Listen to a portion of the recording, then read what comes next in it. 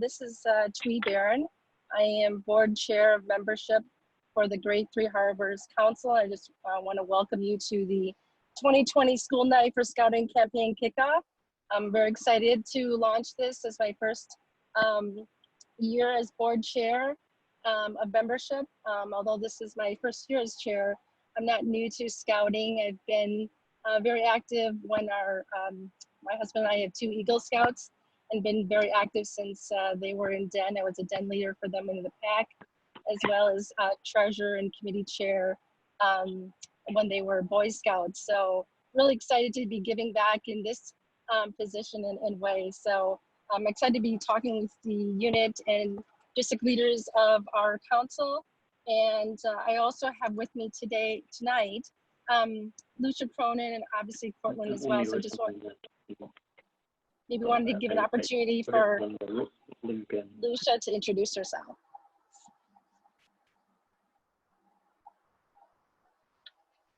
Hi there. Good evening, everyone. Thank you so much, Thuy. And we couldn't be more delighted to have Thuy step into the role as our council executive board member, vice president for membership. And she's already doing a terrific job, as you can tell, wasting no time getting us going on membership recruitment, school nights, and all the planning and organization that needs to be done to recruit new scouts this fall. And of course, it's going to be a very different year for us, given the conditions that we're all under. But I have high confidence that with her organizational skills and her experience, and of course that of all of you, that we will do well. I'm new in my role as council commissioner, so I am also very much looking forward to being a part of all this. So thank you. Thanks to all of you for being here, and welcome everybody. Thanks, Lucia. Thanks for your continued support. I believe we also have our Scout executive, Andrew, on the line as well. I just wanted to see if he would like to say hello to our leaders as well. Yeah, thank you, Thuy, and thank you everybody for joining us for this call as we talk about getting ready for fall recruiting. We're at the end of June, but we're talking about activities that are going to happen in September and October as we work to bring new Cub Scouts into scouting, which is truly one of the most exciting things that we get to do in the program, is welcome new members and new families into scouting and to our life-changing experiences. So very excited to be here this evening on the call. And Thuy, thanks for your leadership and for getting us kicked off early as we start planning for this fall. Thank you. Great, thanks, Andrew. If we go to the next slide, we have a really great agenda thanks to the hard work of Cortland, and just wanted to have an opportunity to get together. Certainly for the purpose of this meeting is to help support you and train and orient the district leaders on the really key aspects of our operating plan for the annual Cub Scout night, school night for scouting. Certainly scouts always willing to face challenges and adventures, and this will be a challenging recruitment period, but I'm really excited for the opportunity we have ahead. The meeting is also going to be able to provide direction on the roles and responsibilities of the district leaders in executing the school night for scouting, as well as be able to help you know what the tools and resources that are available from the council to really help support you in your planning and executing a really successful school night for campaign. We'll be able to have a model school night presentation and really be able to share with each other ways that we can address the challenges that we're going to face, but also be able to motivate and excite our leaders to really bring new Cub Scouts and families into the program. I know the reason why our kids have been so successful, it's been a really huge impact for us, and we really started when we actually went to a school night, and I know that you'll spark the same excitement and impact on our future scouts as well. So looking forward to having a really engaging discussion with everybody. I'm going to pass it now to Cortland to kind of go through further details for our evening tonight. Great, thank you, Thuy. So as Thuy talked about the purpose of our meeting, I want to talk more generally kind of about the purpose and the plan of School Night for Scouting. There's a rhyme and reason behind why we do what we do to make sure that our recruitments are as successful as possible and invite as many youth as want to join the Cub Scout program as we can. So when I talk about the plan and why we do what we do, the main purpose, well, really the purpose of the school night campaign is to make sure we help every pack and troop enrolled prospective Cub Scouts and Scouts BSA members into existing packs and troops. We want to enlist parent participation in the program, and we want to make sure that if there's an opportunity to organize a new unit in an underserved area, that we do that to make sure that the program is available for boys and girls who want to participate in Scouting. As far as the plan itself, we commit to various different aspects of making sure that we execute a school night for Scouting promotion and sign-up plan. So the plan initially talks about making sure that we have the opportunity to promote Scouting in every community in our council. We use council-wide publicity, flyers, posters, yard signs, scout talks, those things wherever we can this year, as we have in the past. We want to make sure that we use those things. We also know that we're going to possibly face some challenges with school access this year because of COVID-19 and other reasons. So we've already started thinking about different ways, alternative ways of getting into promoting Scouting, and we'll get into that a little bit later this evening. But our goal is to make sure we do council-wide promotion to every youth to invite them to a school night for Scouting event near them to make sure they get a chance to sign up. Also with the plan, we want to engage school leaders, principals, PTA presidents and boards in supporting our efforts by allowing us to do the best we can by the most conspicuous ways available to promote Scouting. So whatever we can be allowed to do, we want to make sure we engage our school leaders in helping us do that. We want to engage every volunteer at a pack level to make sure that they're committed and engaged in the execution and the success of the School Night for Scouting program. And we want to make sure that they know this plan and work with this plan and follow this plan. So we want to hold a School Night for Scouting in every elementary school in our council. If you don't know, we across all of the school districts we serve have approximately 240 to 250 elementary schools in Kenosha, Milwaukee, and Racine counties. We probably recruit directly out of about 60% of those schools. I know that the size of schools vary, and we've got very large school districts, we've got very small school districts, but we have a lot of elementary schools where we have minimal to no presence at all of Scouting promotion. And our goal is to reach out to every school through this plan to make sure that we promote Scouting and offer that opportunity to every youth that wants to participate in Scouting. And as I said earlier, if we have some opportunities in some of those schools or some of those areas that are underserved, and this goes across all 3 counties we serve. There are large land areas where we may not have a Scouting presence. There may be very tight areas within some urban areas where we don't have a Scouting presence. And so our goal is, if we can, where those areas exist, is to potentially establish a new Cub Scout pack in those underserved communities and those underserved populations. And then finally, we want to ensure that every single new youth who joins our program attends his or her first den meeting, first pack meeting, and gets engaged right away in the Scouting program. So that is, just a quick overview of the purpose and the plan for the School Night for Scouting program. In the guidebook that I sent out earlier, again, which is a draft, it goes into a little bit more depth on that, and feel free to look at that when is best for you. So with that, I would like to turn the program over to Lucia to talk a little bit about our timeline and a little bit about the job descriptions and kind of what we expect of all the different levels of our School Night for Scouting volunteers. Lucia? Thank you, Cortland. And of course, we've all worked on enough of these things together that we know that any successful project or campaign has a set timeline that we really need to stick to if we're going to be successful.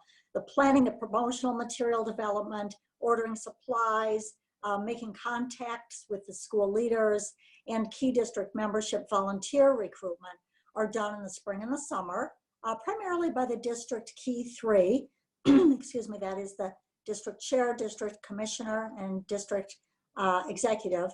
And then the field staff lays a good foundation for a successful campaign. The district volunteers and the field staff will contact unit leaders over the summer to learn PAC leadership needs and program plans. So where are the gaps within a PAC? Do they need a new Cub master? Do they need a new den leader or new den leaders or other important roles to fill within the PAC? And that helps the district leadership understand the PAC and best really support the recruiting of new youth and new adult volunteers to follow the plan. In August, the district will conduct a district School Night for Scouting kickoff to train and orient the district and unit leaders about their roles and responsibilities in the School Night for Scouting campaign. And then through August and early September, the council level promotion begins. And this includes the printing and distribution of flyers, posters, yard signs. The council will be offering Facebook geo-fencing. Hopefully you're familiar with that. If you're not, we will explain as we go what that's all about. It's been used very successfully in many places all around the country. So we're going to go into more depth on that a little bit later. We want to make sure the Scout Talks are scheduled, where a member of the field staff will go into the school and talk directly with the youth about joining Cub Scouts. That was always one of my favorite things. I used to do that as a PAC committee chair. I used to love doing that every year. After school starts, the School Night for Scouting events will be held in every school, as Cortland just explained to us. Ideally, the best dates where you see the largest attendance and signups are usually the second and third full weeks of the school year after school begins. So holding your School Night for Scouting on a Tuesday or Wednesday or Thursday is best. Of course, those are the nights that tend to conflict less with family obligations. And of course, Monday is not great because it always comes as a surprise to people and they're not ready. So if you can do it Tuesday, Wednesday, or Thursday, that can be a little bit more effective. So, and of course, if it's in a location that's familiar and comfortable to the youth and the parents, that's what we're aiming for. All of the applications are turned in at a district report meeting that same night as your School Night for Scouting event, and then conduct follow-up recruitment events as needed. If perhaps weather became an issue, or who knows what's going to happen with the COVID virus and how that might impact us. So if we need to do follow-up with interested potential Cub Scouts, we want to do that in September and October. And then all new Scouts really should be registered, of course, as soon as possible, but by the end of October, to be covered by insurance, very important, to receive Boys Life magazine, to have their advancement recorded, etc. Let's get into a little bit, as Cortland alluded to, the job descriptions. So providing specific roles and responsibilities to everyone involved in the School Night for Scouting campaign will help you to be more successful in your efforts. There are key responsibilities for unit leaders, for district volunteers, for council volunteers, and for professional staff to fill. No one person can successfully accomplish everything that needs to happen to make School Night for Scouting a success. So know the roles, know who is filling each role, and fulfill the expectations of those roles.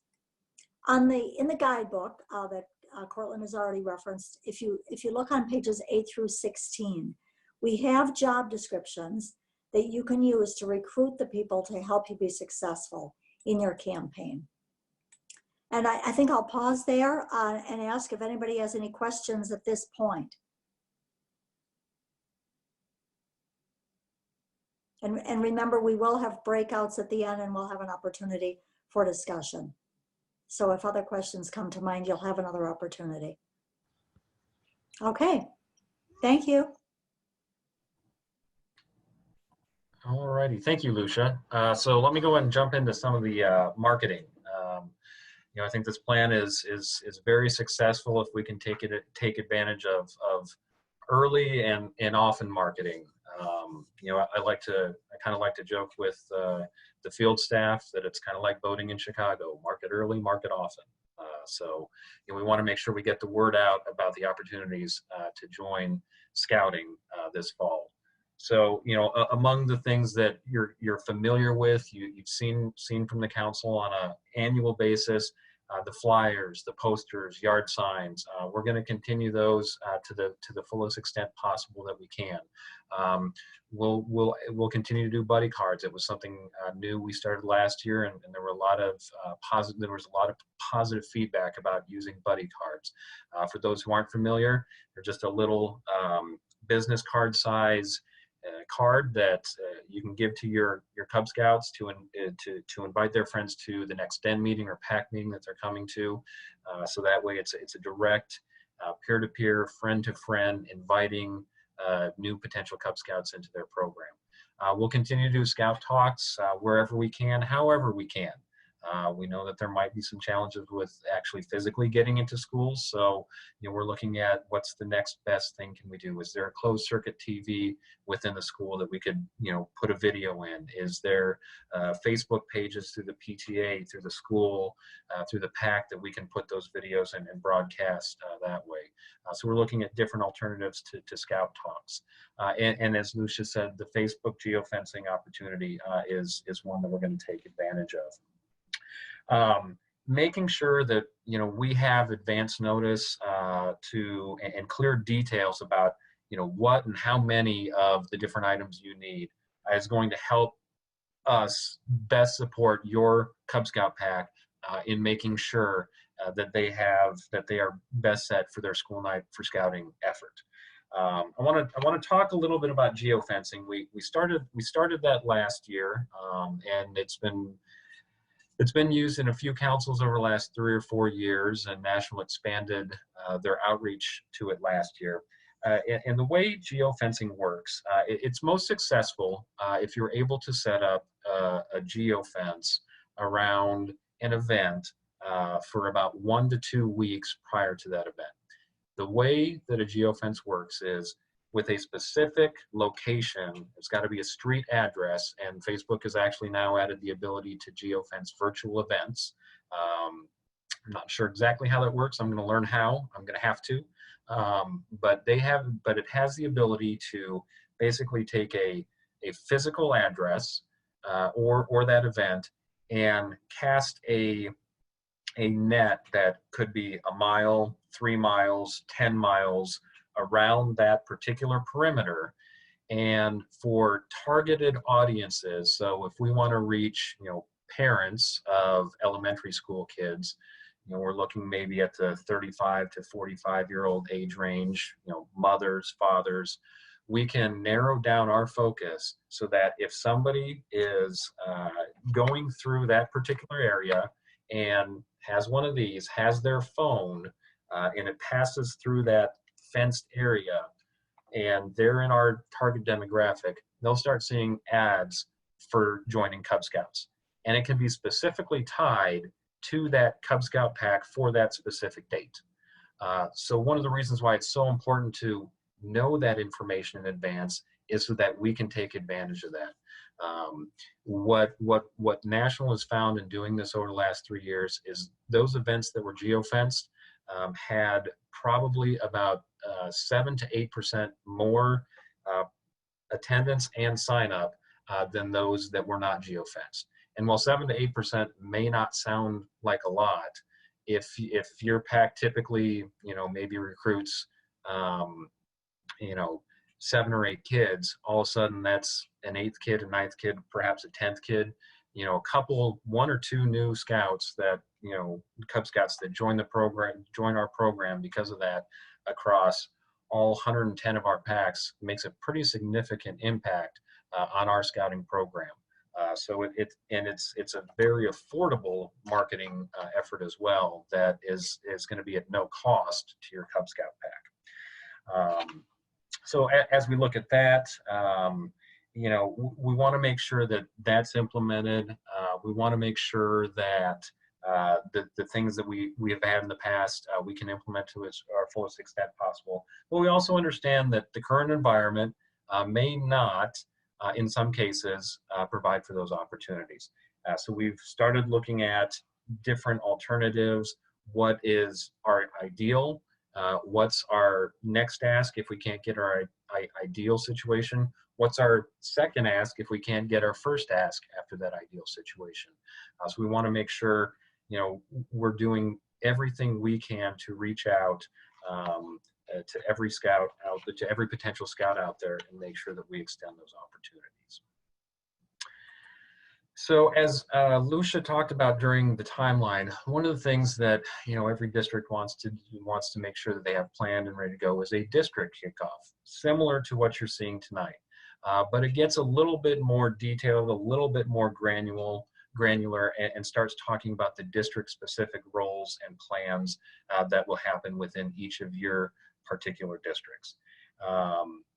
By then, since those typically take place in August, and I know most of you have program kickoffs and have rolled this into that in the past, nothing really new there. Just we're going to help tighten that focus that evening to help support the School Night for Scouting campaign. By then, there's typically a lot of our school nights will have already been scheduled. We'll know more, and by then we hope to know more about the plans for schools to reopen, whether they're going to be in the buildings, whether they're going to be allowing outside groups or not, if there's going to be a hybrid of virtual and in-school teaching, if it's going to be all virtual, and those are things that, while we want to have those answers tonight, we just simply don't. And I know many of you as parents are asking those same things for your children as you plan for school next year.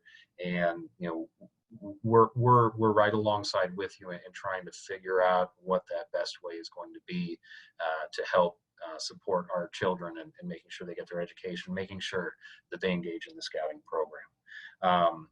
But with that kickoff, again, we'll know more about what school is going to look like, the start of school, being in schools, and it'll give you a chance to really dig in as unit leaders, as district leaders, to put some of the final big touches on the successful execution of the School Night for Scouting program within your district. So with that, what I'd like to do is just very briefly go through a little bit of what that presentation may look like if you were in the school doing it. Now, one of the things that we may not be able to do is being in the school, putting on this presentation. It is a PowerPoint, so it does kind of lend itself to a virtual setting, but this is something that, with the PowerPoint presentation we did last year, we also matched that up with the parent orientation handbook that we made available to every new family. And so even if maybe you have to do a outside presentation at a local park or a church, or maybe in the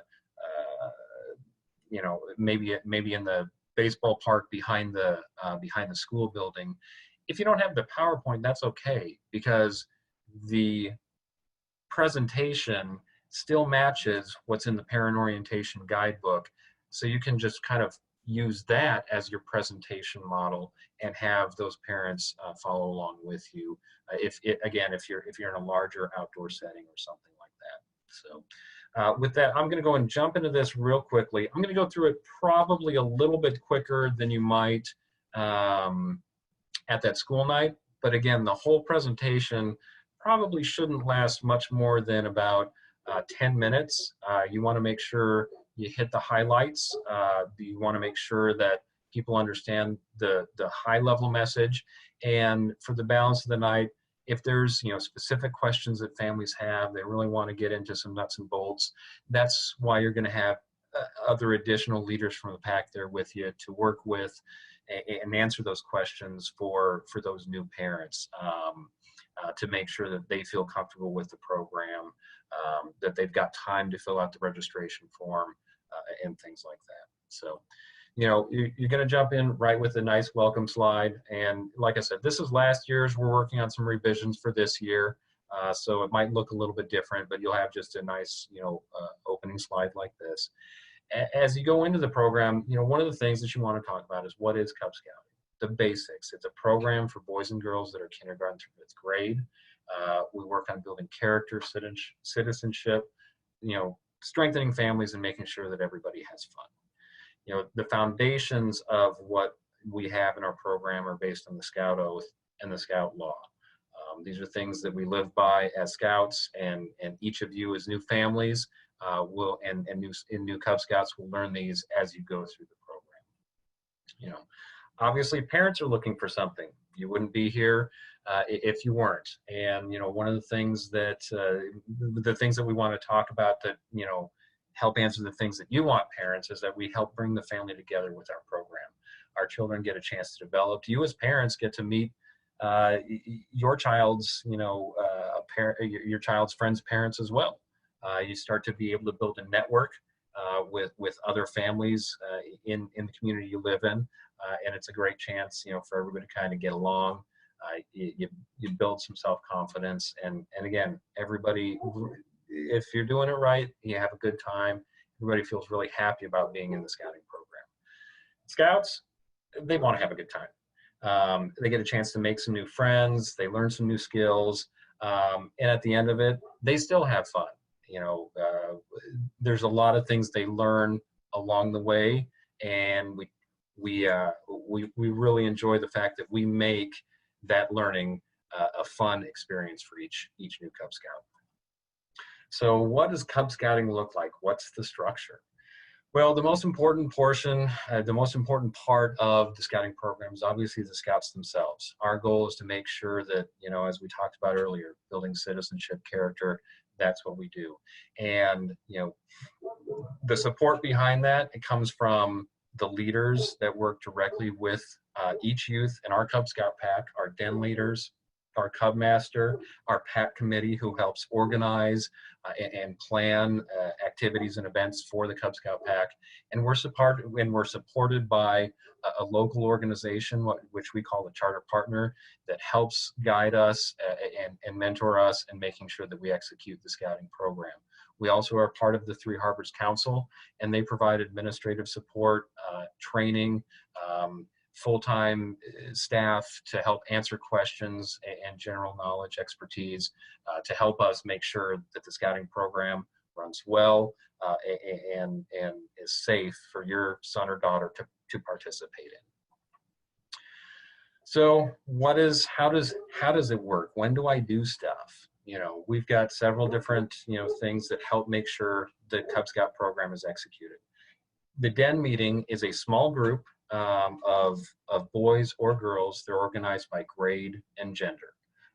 So that's the den is that first core group that you'll be part of within our Cub Scout pack. There are different resources to help make sure that our leaders know how to put on a meeting, how to follow lesson plans for a den meeting, and we can make sure that you have those available to make sure that you put on a good den meeting for each of your Scouts as you determine how to schedule that. Each den then comes together typically on a monthly basis for a pack meeting or maybe some activities, and that's where all the dens get together.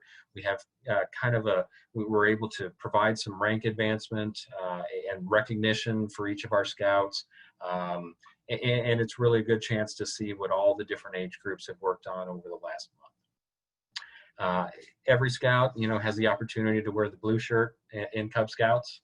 So we want to make sure that the uniform is something that your new Scout gets a chance to get as quickly as possible. The handbook helps you walk through the different things that you can achieve in the scouting program. And I personally recommend that every new scout who joins our program gets a subscription to Boys Life. It's a proven fact that scouts who get Boys Life stay in the program longer than scouts who do not receive a Boys Life subscription. So, you know, our programs are advancement based. We get to celebrate achievement throughout the year, you know, and they all build from one year to the next. You know, we have progression, and we kind of reinforce our program on an annual basis. And as kids grow and mature, they get more in depth in each of these skill areas. And then finally, we have different programs and events that are available, not only at our PAC level, but at a couple of local camps that are available to us through Three Harbors Council, different activities such as scouting for food and other service projects, community-wide service projects that we can do, and things like that. So this slide is going to be a little bit different.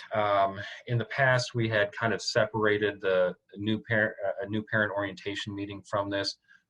We actually are going to move that back in, so there's some things that'll change here, but not too much. You know, again, at this point, you probably want to go into a little bit of the opportunities to volunteer within a Cub Scout pack, and making sure that your son or daughter gets started in Cub Scouts as soon as possible. So this slide will change a little bit, but the essence is pretty much right there. We'll also, this is going to be a new slide we insert, so that's why there's no pictures or, you know, really cool looking stuff. But we want to highlight some of the volunteer training opportunities that are available for new leaders. One of the things that I think is very, very important that we all make sure we hit on with this program is the youth protection training that we offer to make sure that, you know, we prioritize safety above everything of our youth in the scouting program. So I want to make sure that everybody understands that addressing the fact that we have, you know, a highly rated quality youth protection training program available to every leader, every parent, every citizen in the United States, if they want to take it, is something important that we want to make sure we reiterate at our School Night for Scouting events. So as we kind of move on with the program, talk briefly about finance and the costs of scouting. Obviously, the registration fee by the time we hold these will be $66 a year. That will be prorated, so it's $550 a month. If you're holding your recruitment event in September, that means the membership registration fee is $22. In addition to that, this year, and this slide will be updated to indicate that, starting August 1st, a new member joining fee for anybody who has not been in scouting previously will also be collected, and that is $25. So if you're holding your event in September, you'll need to collect the 22, the 25, so that'll be $47. You can talk at this point, you know, you'd also talk about, you know, PAC dues, the uniform costs, and within the parent orientation guidebook, we'll have some pages that kind of spell out some of those things in detail, current costs on uniforms and things like that. So one of the other things that I think is good to hit on here is money earning projects, product sales, popcorn, wreaths, camp cards, candy bars, things like that. What does your PAC do to help families be able to offset the costs so that the cost of scouting don't necessarily have to come out of their pocket? I would talk about Friends of Scouting, and that is an opportunity for families to directly support council operations, and that's something that will come up, you know, later or after the turn of the year, you know, after the new year, within the PAC schedule. It's entirely voluntary, but we want to make sure we talk about that. United Way is a key supporter of ours. You know, anybody who contributes to United Way, all that money goes into a general pool, and we are one of the recipient agencies. So your United Way dollars do help the council put on the scouting program for every unit that we serve. So this is a slide, we'll add this here.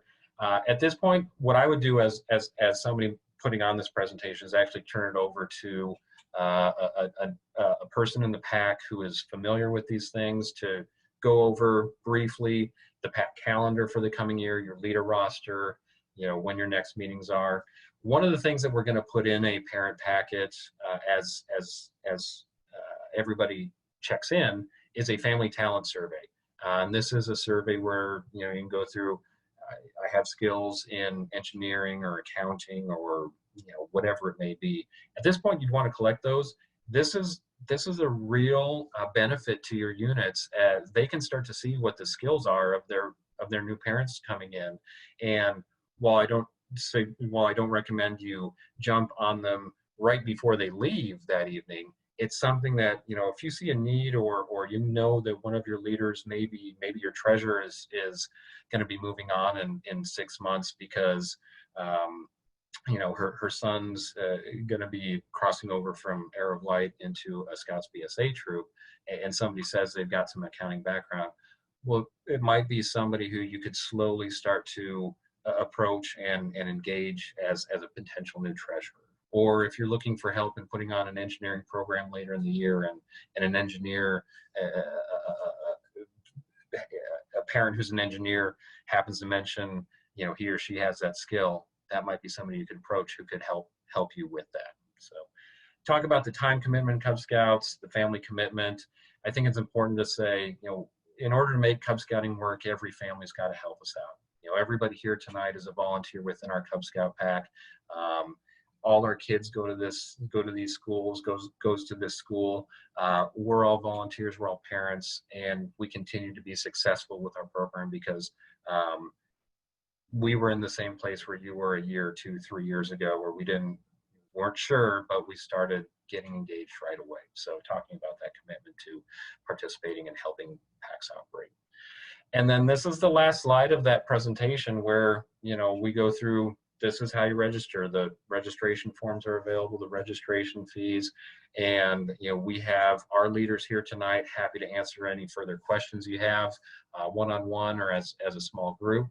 We can help you fill out the forms if you have any questions and things like that. So that's very quickly the high-level presentation. So I'm going to pause here and see if there's any questions about that presentation or anything like that. And I'm sorry I haven't had a chance to get to the chat, but I'll try.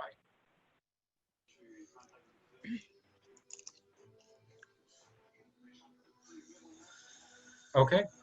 Well, let me go on to alternative recruitment plans. Now, I will tell you, as I'm sure many of you have experienced, we've been trying to think of all sorts of different scenarios, and by no means in what I'm going to share with you probably complete.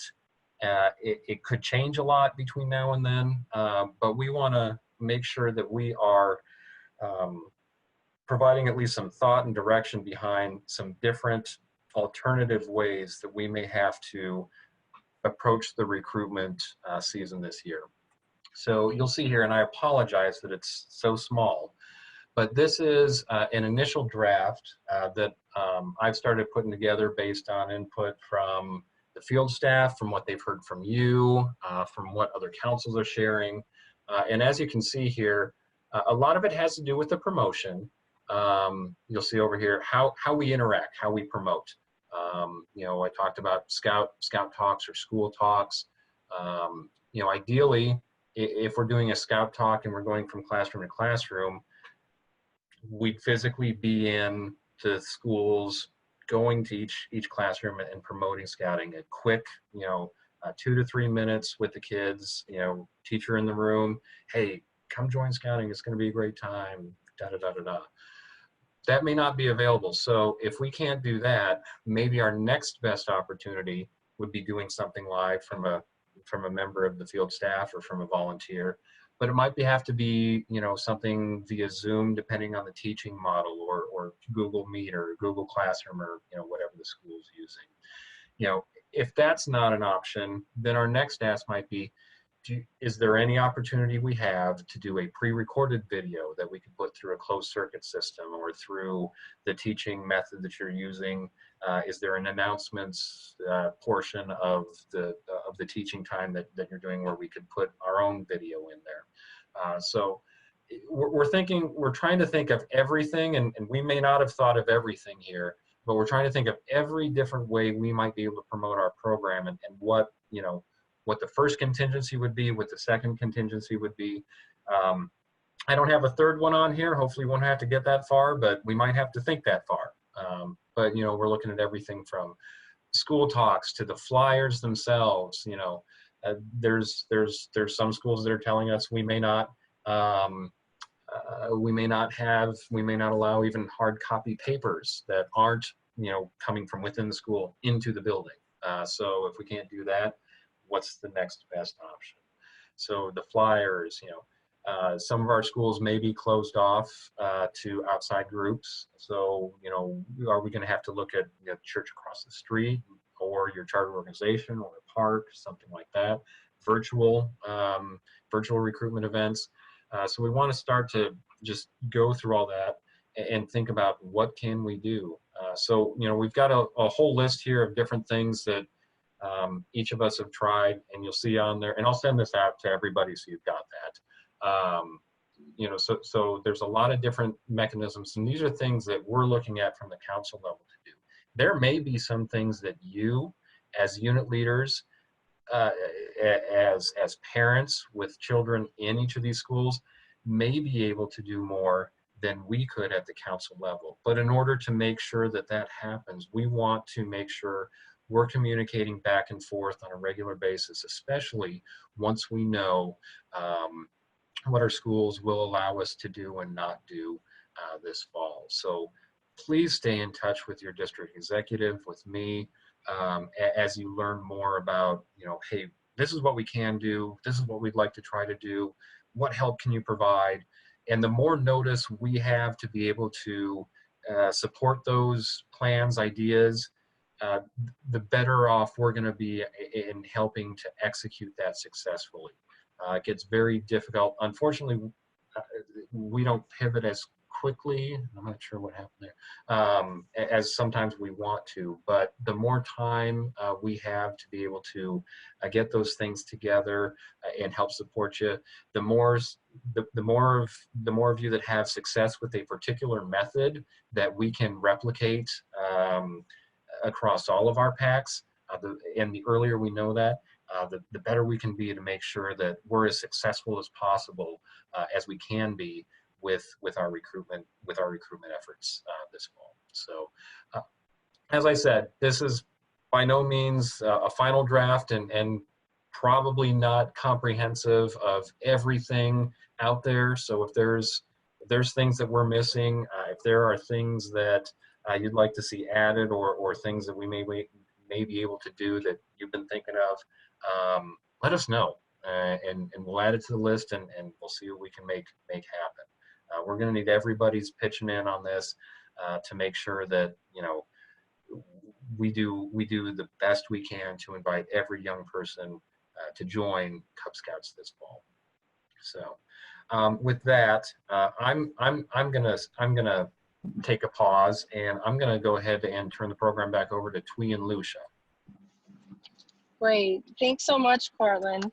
I know that was a bit of information. We're gonna have an opportunity for the districts to huddle up and break into groups and talk a bit more, and realize that there will be challenges, as we talked about, but continue to ask you to be inspiring, to share your story, your scouting journey, share stories from the unit in the district, and be creative and innovative in finding ways to connect and be successful in sharing those to the schools. So really looking to continue to inspire and share the stories and make an impact for the upcoming scouts. So Lucia, I don't know if you have any comments before we break into our district.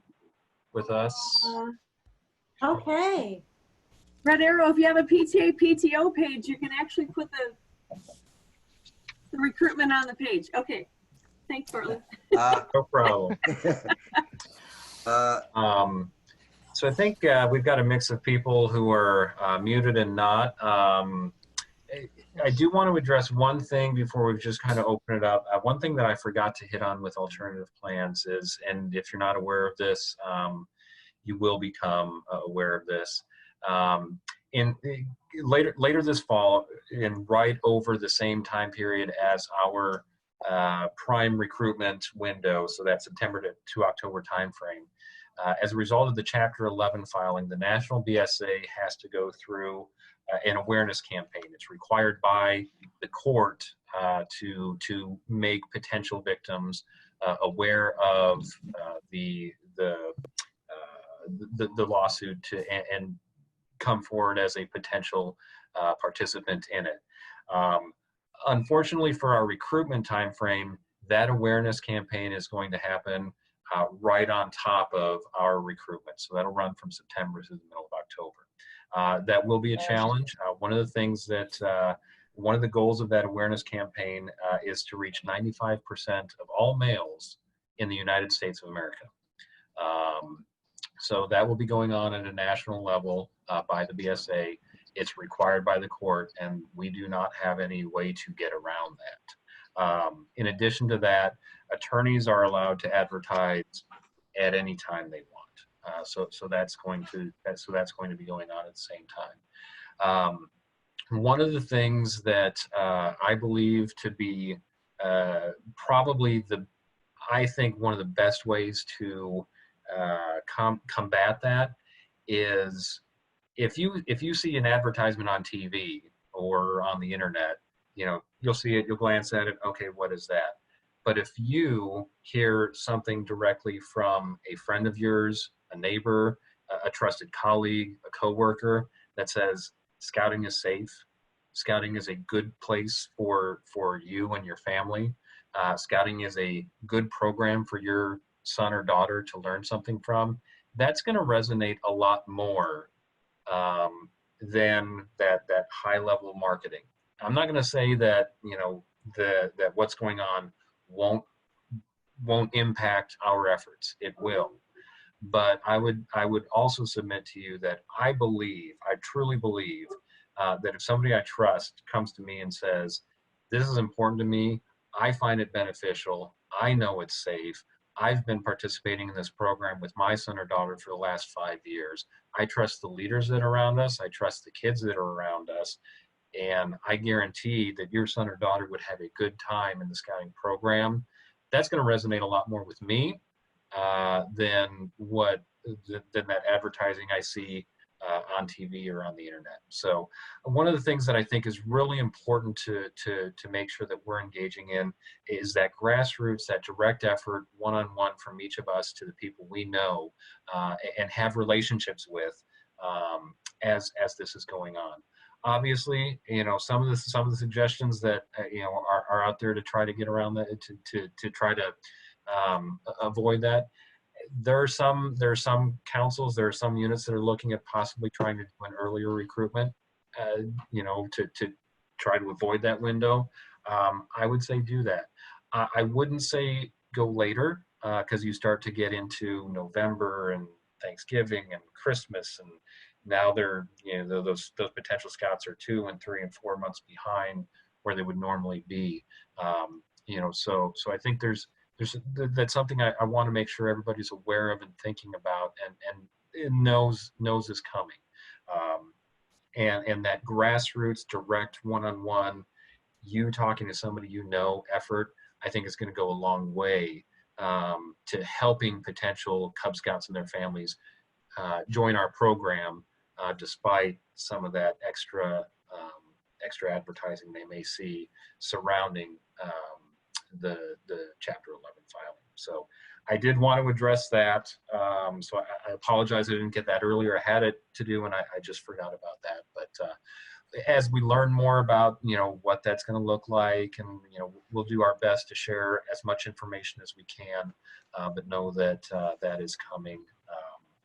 and that's part of our calculation and preparation for our school night for our school night for scouting recruitment campaign this fall as well. So with that, let me move my screens around so I can see stuff, and I will I guess we can open it up to questions, or Thuy and Lucia, if you'd like to kind of go to questions, and then we'll wrap up with kind of the close right after that. I'm happy to do that if that's what you'd like to do.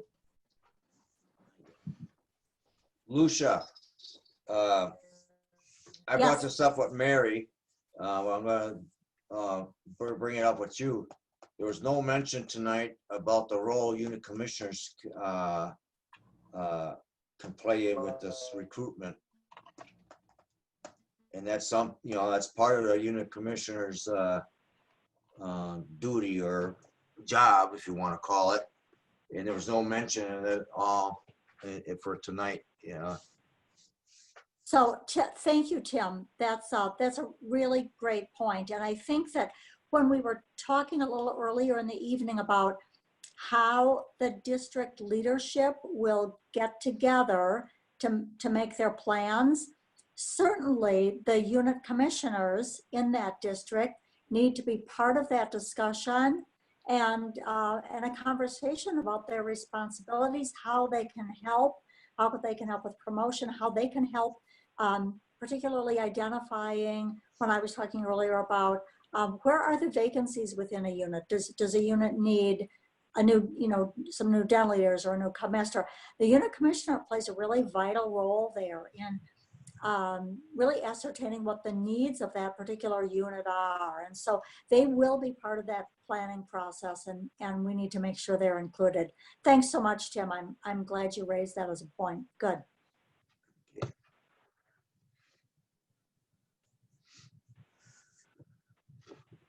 Other questions?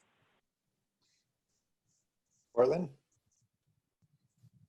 Just as far as I was asking Nathan in Southern Shores District, recruitment materials as far as signage and stuff like that, is that something that the office has now, or is that something that we need to wait to get printed, or what do we have on hand, I guess? So we've got some material. We've got material from last year and previous years. We will be going through our inventory to see what we need to restock. We may shift a little bit in what we order. Typically we'll order upwards of about 100,000 paper flyers. We may not need as many of those this year, but we may need a whole heck of a lot more yard signs than we normally get. So I'm going to take a look at that here. I'm back in the office tomorrow, and then I'm in the office more or less permanently starting next week. As we've shifted our office hours, so that's something I'll be looking at as far as what we need to stock or restock at this point. What do you think is the hardline date for when you need orders from us for recruitment materials? I mean, it's gonna it's a good question. Typically I like to have about at least a week's notice. Obviously the more the better. So if we're doing, You got the kickoff in August, right? That's when all the units get their packets, and in that packet will be the unit request form as far as what materials, and that night is what they should turn it into you, Cortland, or whoever, whoever DEs, so that way it gives you enough time, and it gives the offices enough time to how much materials they're going to need to have in place. But that's when you would turn it in, John, or Charles, or everybody, is turn in on that kickoff night, fill it out and turn it in that night, and that way you'll get the materials in time for your scout night. So I want to piggyback on that. What is the timeline for building a geofence around an event? I mean, is a week, and if I if I'm going to have my recruitment event next week, Thursday, and I send you an email now, is that enough time for you to build it? To me, from what you had said earlier, I don't think so. So It depends on the situation, but yeah, generally no. You know, it's probably easier to, if you want to do something on the 24th and have it be effective, it needs to be turned on no later than the 17th and ideally the 10th, which means the time that it takes, and since I've never done it, I don't know how long it takes to actually set up one of these. You know, probably to take advantage of the geofencing opportunities we're going to have, you know, you're looking at, I'm going to guesstimate at a minimum 3 weeks. So if your event's on the 24th, I and your district executive need to know by the 3rd to take full advantage of that geofencing opportunity. okay. That's at the very tightest window. The more advanced notice, the better chance that we'll have to set that up, because one of the things that talking with the folks at National who've done that in the last couple of years, you know, last year they did 17,000 of them. Fortunately, we don't have to do 17,000. Yeah. But if you've only got, you know, maybe 4 or 5 staff that you're throwing at 17,000 events, and my guess is 12 to 13,000 of them came in within the same week window. Data entry just takes some time. Yeah. And so if we're getting 100 of them, and it's me and maybe a couple of volunteers who are entering those, you know, if we get 100 of them a week in advance, there's a lot of them may not get anything. But if we get 100 of them 3-4 weeks in advance, we'll be able to make sure that they take advantage of those time windows that we have available for geofencing. Okay. Cortland, could you somehow get a little form or paper put on the Three Harbors thing for any units that's requesting geofencing? They can fill this out and turn it in. So what'll happen is, once I know exactly the data that needs to be entered to properly fill, because there are some specific parameters to set these up. Once I know exactly what's required what's required to set those up in Facebook, our flyer order forms that are both electronic and paper, they'll all be built to make sure that that information is required in order to fill in the Facebook geofencing information as well. Okay. Cortland, I have a quick question. Yeah. You had said that the goal is to get scouting into every school in the district. So I work for an MPS school. Larry and I tried very hard getting scouting into our building. But we have a Boys and Girls Club, and it would have to go through them because of the number of children that would be in the Boys and Girls Club program, that CLC program, who would want to come into scouting. Is there anyone on the higher up levels who are going to go talk to the Boys and Girls Club about allowing scouts in? So that's a good question. So Milwaukee Public Schools is a little bit of an animal. There's a few more layers of bureaucracy in that school district than I think many of our other school districts, as well as working with their partners. And so as far as the Boys and Girls Club, I know they had a change in leadership this last year. Andrew Harden and our past council president, Chris Layden, met with their new CEO. Gosh, it was probably late March, kind of right after all this COVID stuff happened. Okay.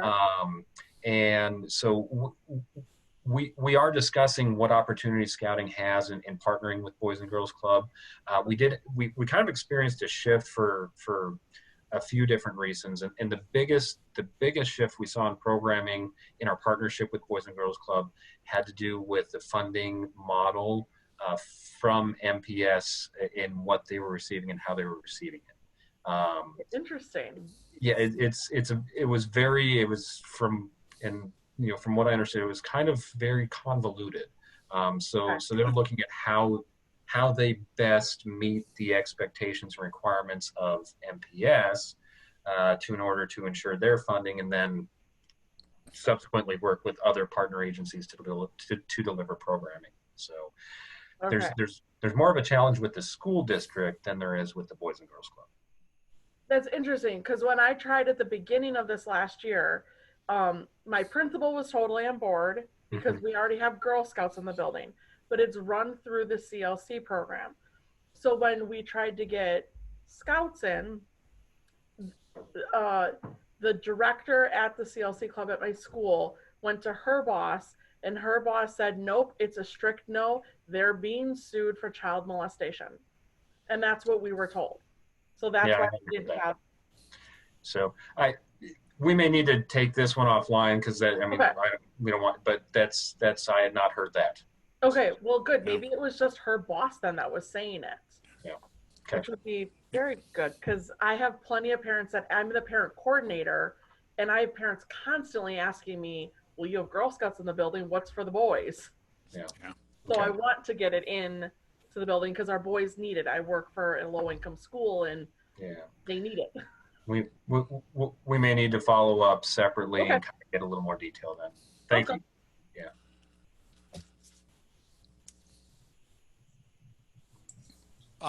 Cortland, I'm concerned about meeting locations. If some or all districts are going to say, no, you can't meet here at all. Units, if they haven't been meeting, when they go to have their recruitment event, find out, oh, there's no place to meet. I don't know when districts are going to firm up their announcements or not, and how our units are going to find out whether or not they have a meeting space.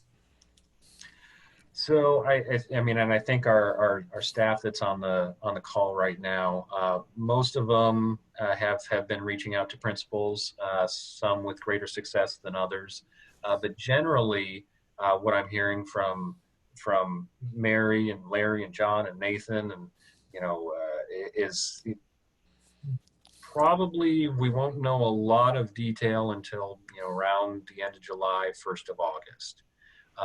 And so, we'll maintain contact with our principals. Obviously, I want to encourage you, the relationships that you have with your principals and other school leaders, keep those up to the best of your ability. You may hear from them before we hear from them. We may hear from them before you hear from them. And, what I would encourage is whatever information you're hearing, share with your district executive and vice versa, as soon as you know it, because the sooner we know whether we can get in to do even just the school night itself, or scout talks or flyers, the sooner we know that, the sooner we can start to plan for situation B, situation C, situation D, and possibly work with you on finding alternative locations for the event itself and different ways to promote.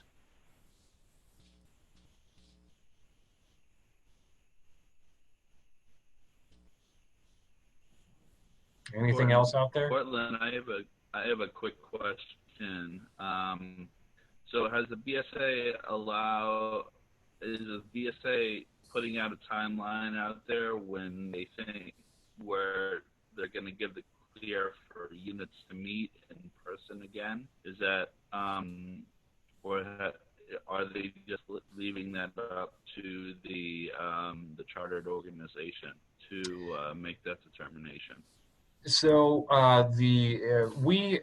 it's not, there's nothing going to come from national, but I know that our council, let's see, what is today, the 25th. So a couple weeks ago, we communicated some guidelines as far as unit meetings, unit activities, camping. I know we've got a task force, a COVID-19 task force that's looking at all these different things, and I know they recently met to provide some updates on travel as well.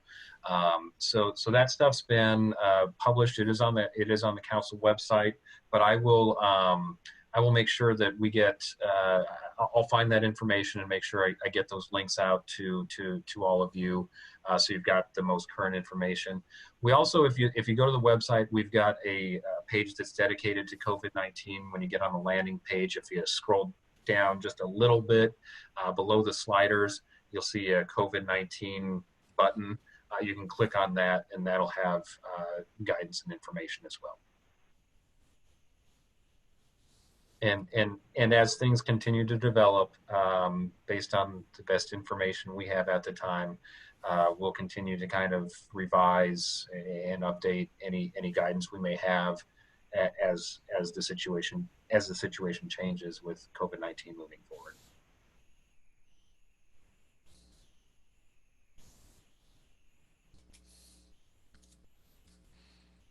Anything else?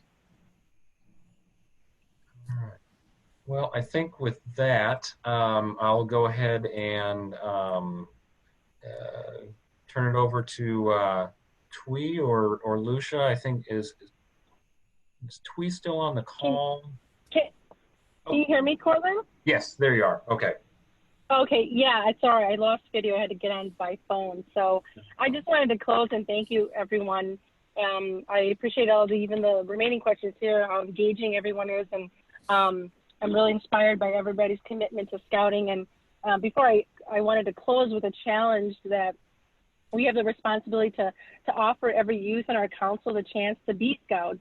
And really we have the privilege and responsibility to sign every youth up that wants to be scouts into one of our programs. And we also have the privilege and responsibility to deliver that promise of scouting to every youth in our program. So no matter what they may look like for the time being. And I'm really inspired by your commitment and grateful for your commitment. I also wanted to thank Cortland for your commitment in putting this all together and really launching a great recruitment campaign. So thank you everyone for joining tonight. And after this, if you have any continued questions, please feel free to reach out. We're here to support you and have a really successful fall campaign.